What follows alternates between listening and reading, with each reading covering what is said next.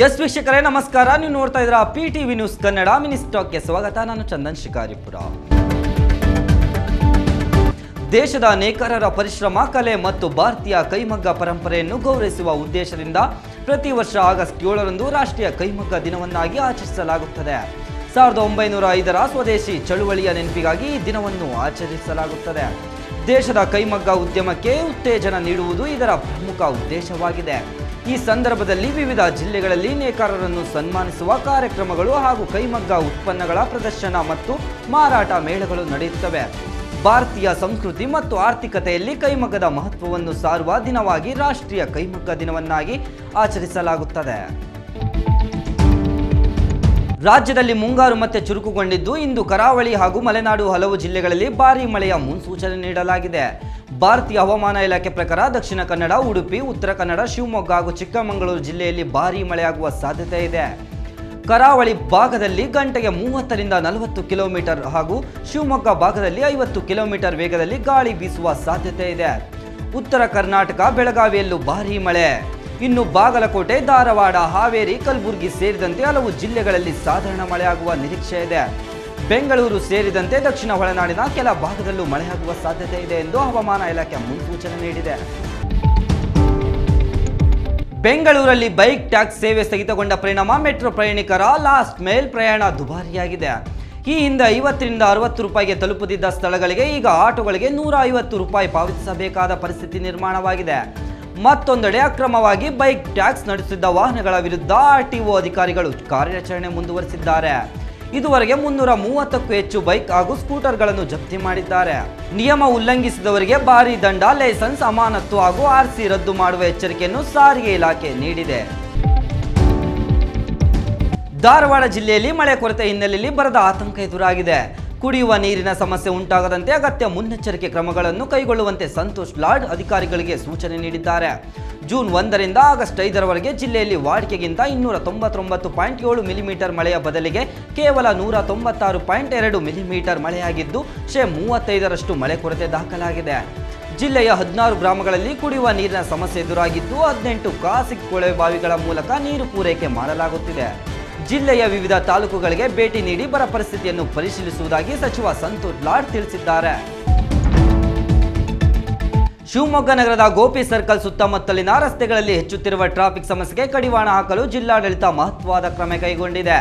Gopi circle ಇಂದ JPN ರಸ್ತೆ, jewel rock, hotel ರಸ್ತೆ, ಕುವೆಂಪು ರಸ್ತೆ ಹಾಗೂ ಜೈಲ್ ಸರ್ಕಲ್ ಮಾರ್ಗದಲ್ಲಿ ಸಂಚರಿಸುತ್ತಿದ್ದ 4 ನಗರದ ಸಾರಿಗೆ ಬಸ್ಗಳ ಮಾರ್ಗವನ್ನು ಬದಲಾವಣೆ ಮಾಡಲಾಗಿದೆ.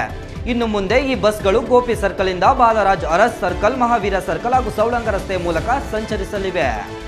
ಕಿರಿದಾದ ರಸ್ತೆಯಲ್ಲಿ ವಾಹನ ದಟ್ಟಣೆ ಕಡಿಮೆ ಮಾಡಿ ದ್ವಿಚಕ್ರ ಹಾಗೂ ಲಘು ವಾಹನ ಸವಾರರಿಗೆ ಅನುಕೂಲ ಕಲ್ಪಿಸುವ ಉದ್ದೇಶದಿಂದ ಜಿಲ್ಲಾಡಳಿತ ಪ್ರಭುಲಿಂಗ ಕಾವಳಕಟ್ಟಿ ಈ ಆದೇಶ ಹೊರಡಿಸಿದ್ದಾರೆ. ರೇಣುಕಾಸ್ವಾಮಿ ಕೊಲೆ ಪ್ರಕರಣಕ್ಕೆ ಇದೀಗ ಮಹತ್ವದ ತಿರುವು ಸಿಕ್ಕಿದೆ. ಪ್ರಕರಣದ 14ನೇ ಆರೋಪಿ ಪ್ರದೋಷ್ ತಾನು ಮಾಫಿ ಸಾಕ್ಷಿಯಾಗಲು ಅವಕಾಶ ನೀಡುವಂತೆ ನ್ಯಾಯಾಲಯಕ್ಕೆ ಅರ್ಜಿ ಸಲ್ಲಿಸಿದ್ದಾರೆ. ಪ್ರದೋಷ್ ಅರ್ಜಿಗೆ ಪ್ರಾಸಿಕ್ಯೂಷನ್ ಷರತ್ತುಬದ್ಧ ಒಪ್ಪಿಗೆ ಸೂಚಿಸಿದ್ದು, ಪ್ರಕರಣಕ್ಕೆ ಸಂಬಂಧಿಸಿದ ಸಂಪೂರ್ಣ ಸತ್ಯವನ್ನು ನ್ಯಾಯಾಲಯದ ಮುಂದೆ ಹೇಳಬೇಕು ಎಂದು ಷರತ್ತು ವಿಧಿಸಿದೆ.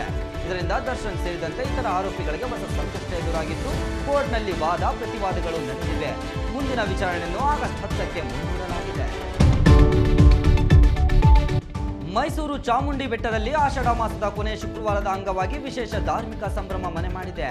ನಾಡ ದೇವತೆಗೆ ಶ್ರೀ ಚಾಮುಂಡೇಶ್ವರಿ ದೇವಿಗೆ ಮಹಾಲಕ್ಷ್ಮಿ ಅಲಂಕಾರ ಮಾಡಲಾಗಿದ್ದು, ತಾಯಿಯ ದಿವ್ಯ ದರ್ಶನ ಪಡೆದು ಸಾವಿರಾರು ಭಕ್ತರು ಆಗಮಿಸಿದ್ದಾರೆ. ದೇವಸ್ಥಾನದಲ್ಲಿ ವಿಶೇಷ ಅಭಿಷೇಕ, ಪಂಚಾಮೃತ ಪೂಜೆ ಹಾಗೂ ಮಹಾಮಂಗಳಾರತಿ ಸೇರಿದಂತೆ ವಿವಿಧ ಧಾರ್ಮಿಕ ಕಾರ್ಯಕ್ರಮಗಳು ನೆರವೇರಿದವು. ಕರ್ನಾಟಕದ ವಿವಿಧ ಜಿಲ್ಲೆಗಳು ಹಾಗೂ ಹೊರ ರಾಜ್ಯಗಳಿಂದ ಬಂದ ಭಕ್ತರು ಚಾಮುಂಡಿ ಬೆಟ್ಟದಲ್ಲಿ ಭಕ್ತಿ ಸಾಗರವಾಗಿ ಮಾತನಾಡಿತು.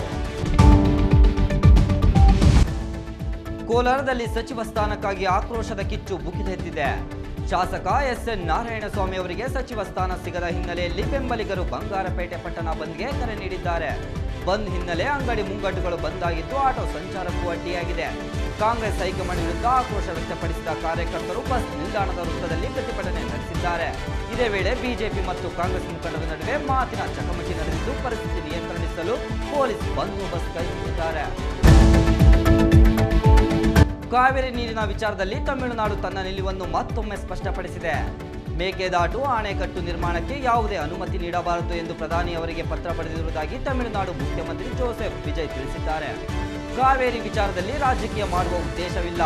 ರಾಜ್ಯದ ಹಕ್ಕುಗಳ ರಕ್ಷಣೆಯೇ ನಮ್ಮ ಗುರಿ ಎಂದು ಹೇಳಿದ್ದಾರೆ. ನೆರೆಯ ರಾಜ್ಯದೊಂದಿಗೆ ಮಾತುಕತೆ ಮೂಲಕ ಸಮಸ್ಯೆ ಬಗೆಹರಿಸಿಕೊಳ್ಳಲು ಸಿದ್ಧವಿದ್ದು ಜನರ ಹಿತಕ್ಕಾಗಿ ಯಾವುದೇ ಸವಾಲು ಎದುರಿಸಲು ಸಿದ್ಧ ಎಂದಿದ್ದಾರೆ. ರಾಜ್ಯ ಸಚಿವ ಸಂಪುಟ ವಿಸ್ತರಣೆ ಬೆನ್ನಲ್ಲೇ ಕಾಂಗ್ರೆಸ್ನಲ್ಲಿ ಅಸಮಾಧಾನ ಕಿಚ್ಚು ಹೆಚ್ಚಾಗಿದೆ. 31 ಜಿಲ್ಲೆಗಳ ಪೈಕಿ 10 ಜಿಲ್ಲೆಗಳಿಗೆ ಯಾವುದೇ ಸಚಿವ ಸ್ಥಾನ ಸಿಗದಿರುವ ಹಿನ್ನೆಲೆಯಲ್ಲಿ ಬಗ್ಗೆ ಸ್ಥಳೀಯ ಮಟ್ಟದಲ್ಲಿ ಆಕ್ರೋಶ ವ್ಯಕ್ತವಾಗಿದೆ. ಕೋಲಾರ, ಚಿಕ್ಕಬಳ್ಳಾಪುರ, ಚಿಕ್ಕಮಗಳೂರು, ಉತ್ತರ ಕನ್ನಡ, ಗದಗ, ಕೊಡಗು, ರಾಯಚೂರು, ವಿಜಯನಗರ ಹಾಗೂ ಯಾದಗಿರಿ ಸೇರಿದಂತೆ ಪ್ರಾತಿನಿಧ್ಯ ಸಿಗಲಿಲ್ಲ ಎಂಬ ಚರ್ಚೆ ನಡೆಯುತ್ತಿದೆ. ಸಚಿವ ಸ್ಥಾನ ಕೈತಪ್ಪಿದ ಹಿನ್ನೆಲೆಯಲ್ಲಿ ಕೆಲ ಶಾಸಕರು ಅಸಮಾಧಾನ ಹೊರಹಾಕಿದ್ದು ಕೋಲಾರದ ಬಂಗಾರಪೇಟೆಯಲ್ಲಿ ಬೆಂಬಲಿಗರಿಂದ ಬಂದ್ ಕೂಡ ನಡೆಸಲಾಗಿದೆ. ಸಚಿವ ಸ್ಥಾನ ಹಂಚಿಕೆಯಲ್ಲಿ ಸಮಾನತೆ ಕಾಯ್ದುಕೊಳ್ಳಬೇಕು ಎಂಬ ಒತ್ತಾಯ ಕೇಳಿ ಬಂದಿದೆ.